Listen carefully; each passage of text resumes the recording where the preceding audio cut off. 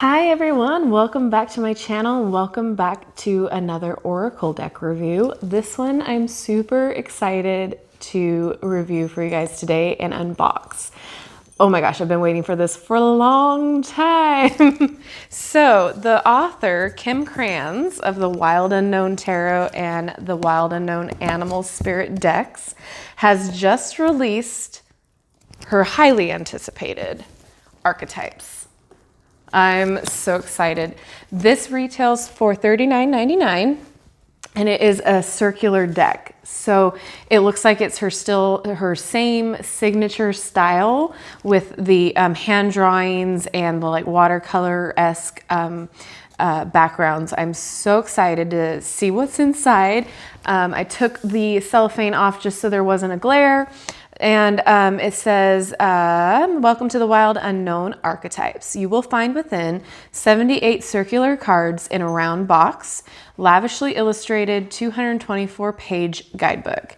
From the wellspring of the collective unconscious emerge images that appear in the dreams of every culture, illuminating our multiplicity and uniting us in the endless story of humanity.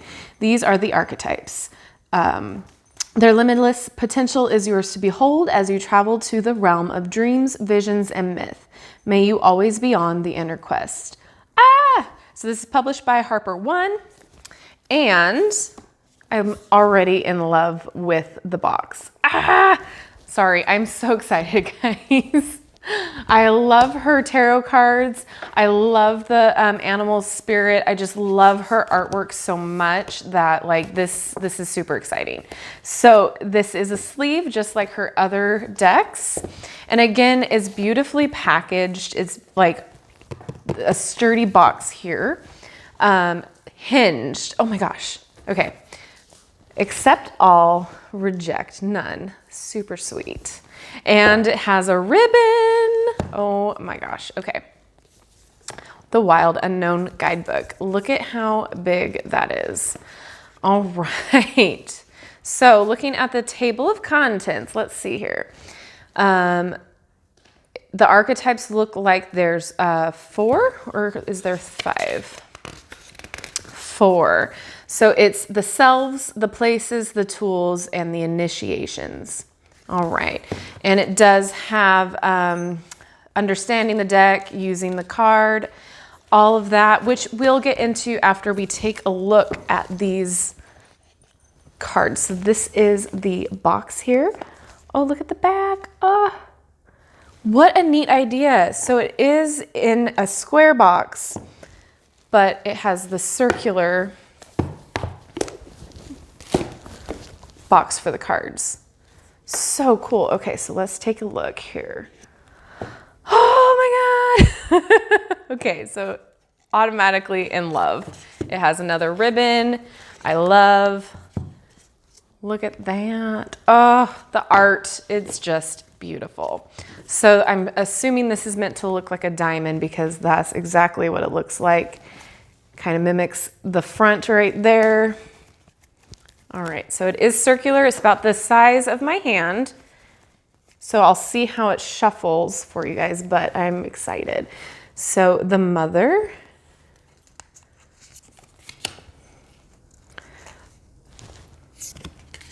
Wow, the art is beautiful.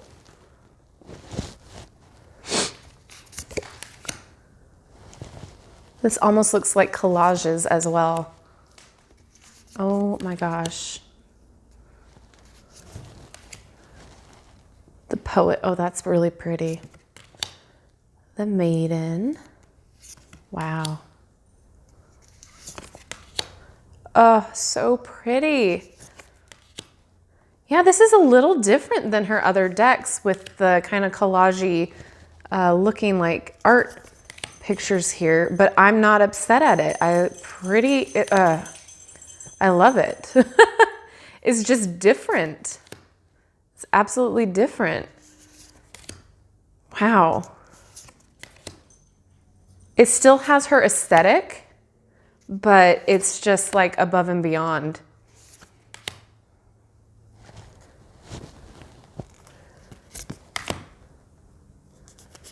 The cards are a great thickness. They don't feel flimsy. They don't feel thin. They feel sturdy.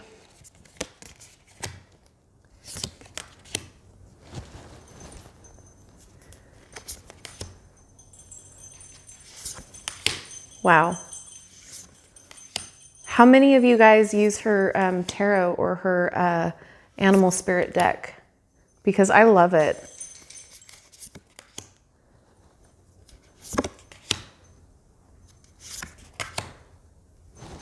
This is such an interesting idea with the circular cards. We have the Roman numerals up top. Wow. It's just so pretty.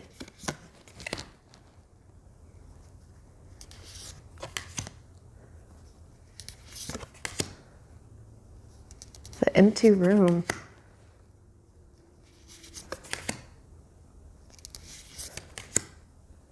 I'm very curious to see how these shuffle.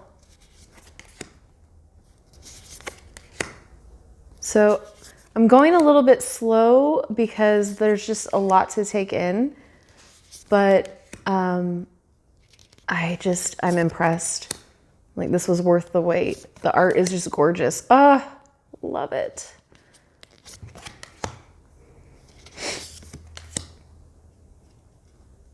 Look at just how pretty everything is. And sometimes collages, you know, they don't work, but they work well in this. Oh, I love it. The colors are just amazing.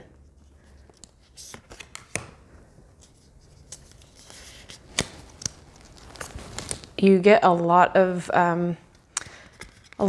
cards. You really do. Wow. Teeth.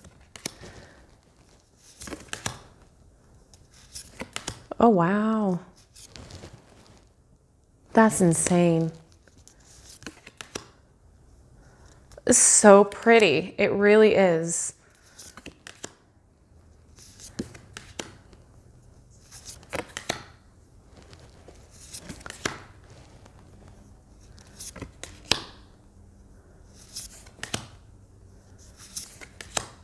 I feel like she's worked a long time on this. There's two. There we go. All right, so the big question is, how do we shuffle these? Oh. I mean, I guess it's gonna take a little getting used to, but it's not bad. There's just a lot of cards, and it's just a little awkward. Let's see if we can try to shuffle.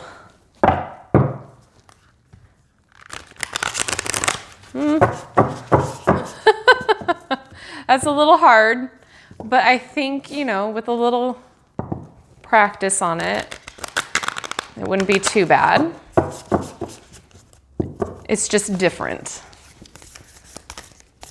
This is also one of those decks where I think you can spread it out and pick, like, you know, if you spread it out on the table, that sort of thing, it would be easy to pick, go through. And with most cards, when you get them and they're brand new, they take a minute to shuffle and like really kind of get separated. So you're just gonna have to work with it a little bit, but that's not a bad thing.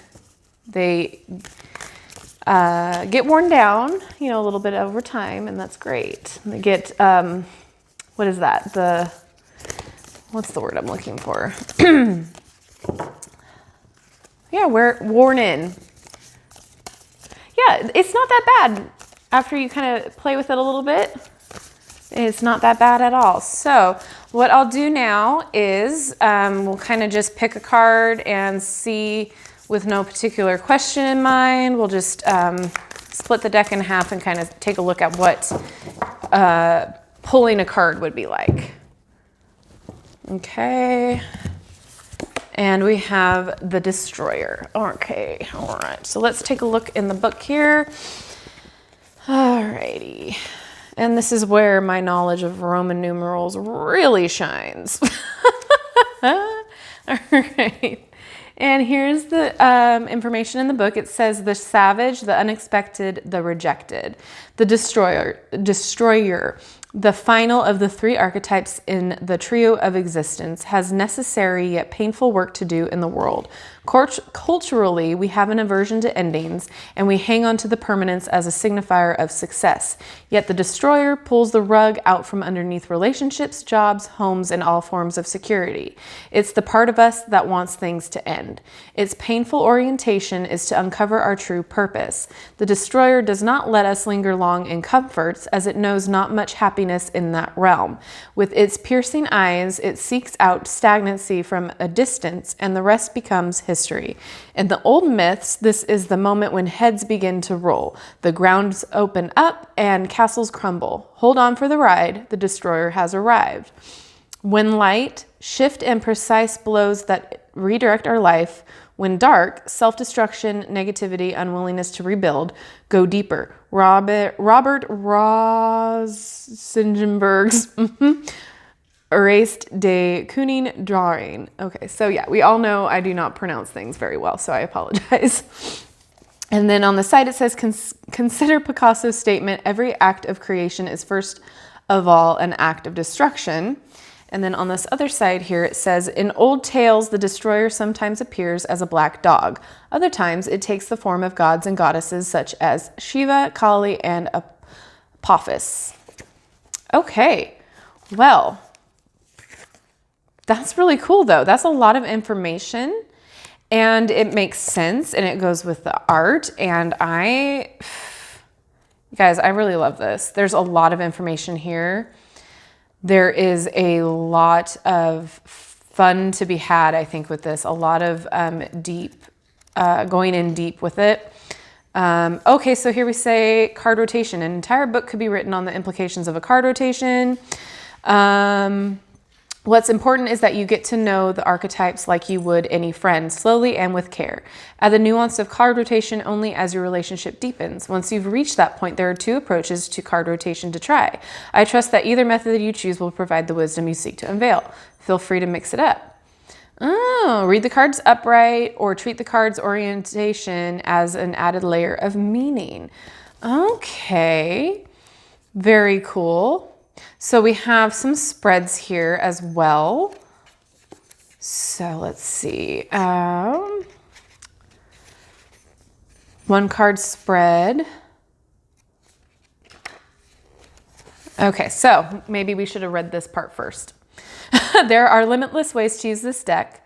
Reading the cards for yourself or someone else is only one possibility. Below are additional ideas. I hope you find many more along the way. So archetypal study, divination, and image inspiration. Okay, so if you're already a reader of cards, weaving these gems into your pools will deepen the story and conversation. Integrate them into your readings with other decks, or use the archetype cards on their own. How this plays out is up to you. Be open to unconventional methods of combining decks together, and a new channel of insight power is likely to open to you. If you are new to using cards as a divination tool or method of gaining insight into your life or another's, go slow. Don't use too many cards at a time, and I would suggest working with the spreads. Follow the image and the inner quest as described in the following pages. This is awesome. Okay, so yeah, it's very up to you, very much up to you on how you want to use this. So much information. It's beautifully illustrated, and I love the handwritten font. I just really do. There's something so like personal about it that I just fall in love with her decks every single time.